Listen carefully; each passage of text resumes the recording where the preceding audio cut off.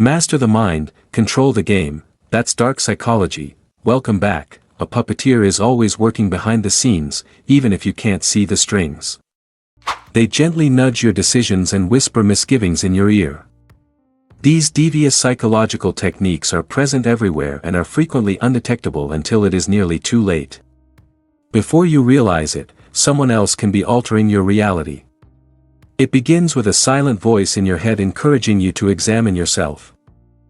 The silent confidence trick is mirroring. Your brain becomes alert when someone imitates your tone, body language, or facial expressions. We're alike, it concludes. People enjoy and trust people who get us, according to research, and mirroring can make a manipulator appear nearly telepathic. When you do, a salesperson or coworker who speaks smoothly may lean back, mimic your hand motions, or repeat your words. Unconsciously, you identify with the individual right away and find them relatable and trustworthy.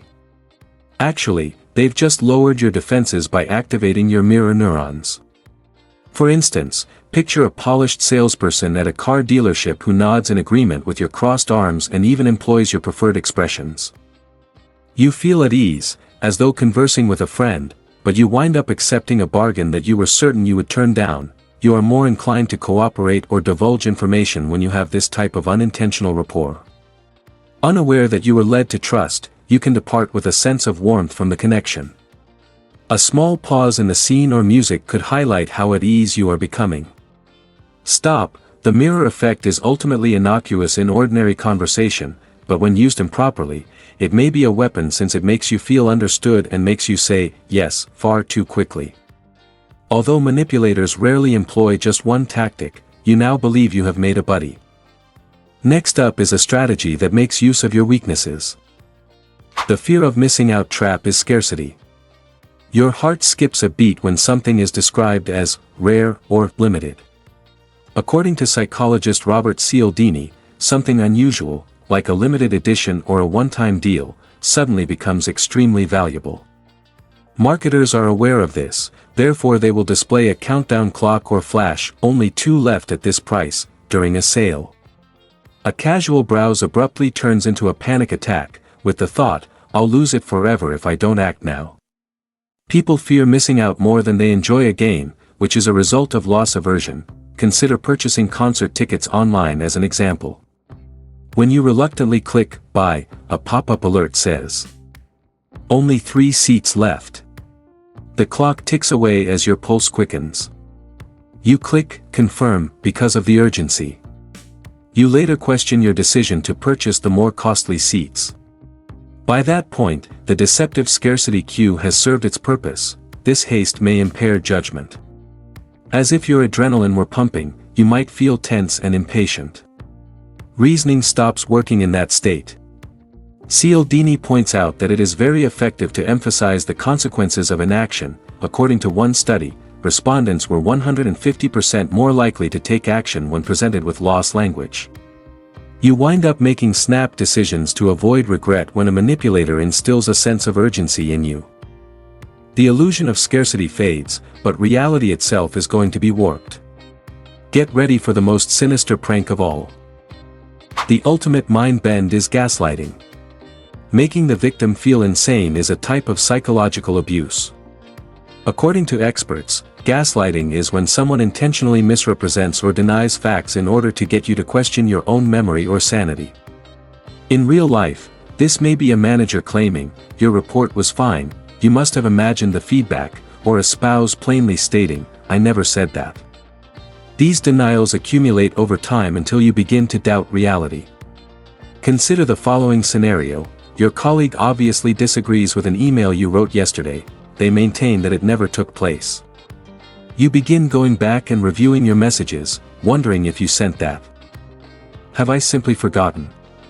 As you spiral in confusion, the manipulator smiles naively. It's a contemporary rerun of the Gaslight movie, in which people said, you must be imagining it.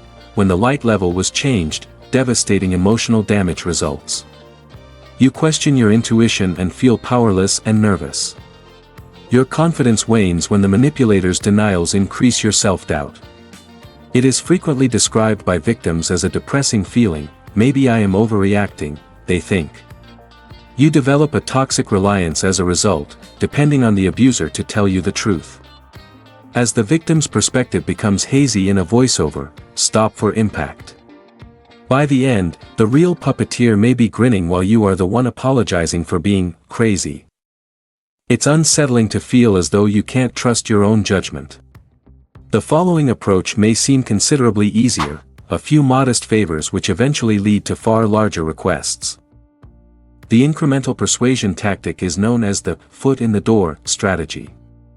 It begins with a small request and progresses.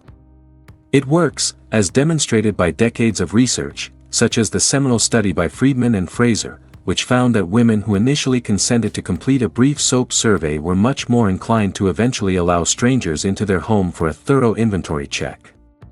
To put it simply, saying yes once reduces your reluctance to say it again. For instance, you are asked to study a brief memo by a colleague, small favor. You feel good about helping and agree. The same individual asks you to cover a much larger project meeting a few days later. You answer yes without giving it any thought, despite your earlier declaration that you were too busy. Giving the first favor creates a commitment in psychology. You start to think of yourself as the helpful person, so turning down the next request seems out of character. It seems as though your own thoughts are deceiving you into complying.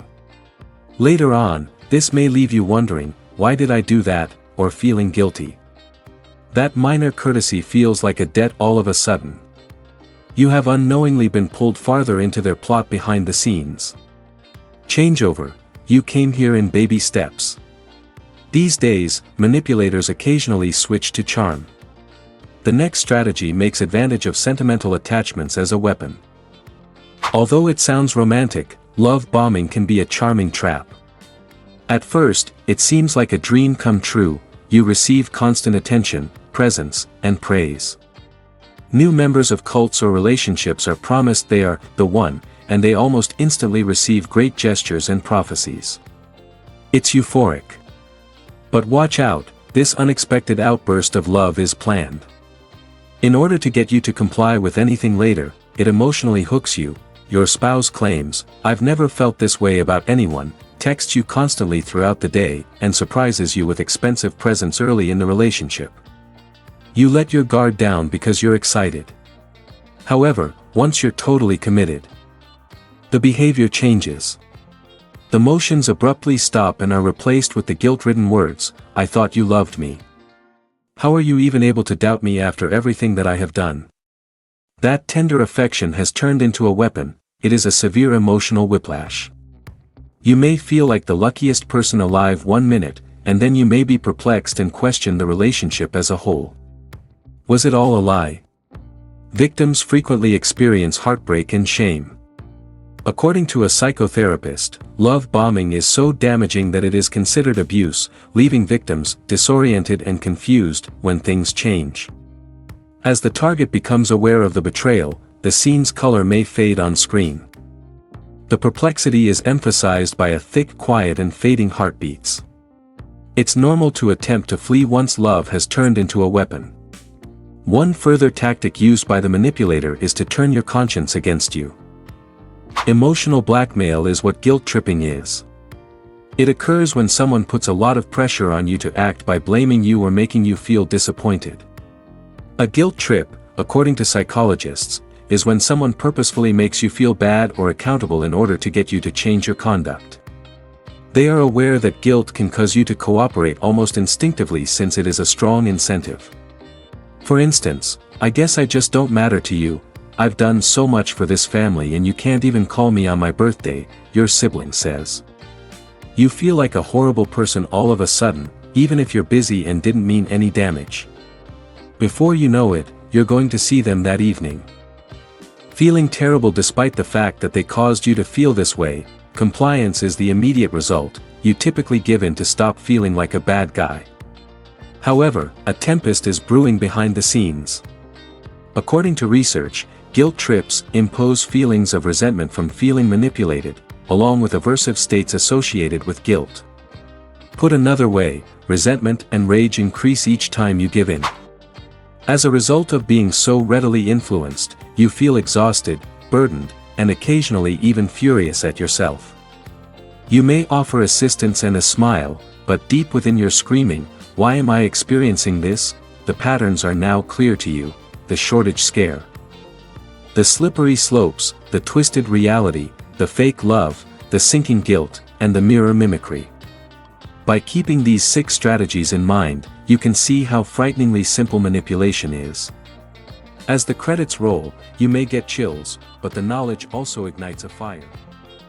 Keep these tricks from lurking in the back of your mind. Your best defense is awareness. You can undo those puppet chains by identifying these sinister strategies. Establish clear limits. It's acceptable to decline persistent favors, to put off making a snap decision, or to object to too affectionate behavior. Trust your own senses and emotions to protect your reality. You are ultimately the most effective tool, a knowledgeable mind. Remember this: as the story's lights go out, you don't have to follow someone else's lead. Breathe, pay attention to yourself, and maintain your mental toughness. After all, it is difficult to fool a mind that is aware of these methods. Don't give the puppeteer any more threads to tug. Be alert and guard your ideas. This script was informed by expert analyses and psychological studies.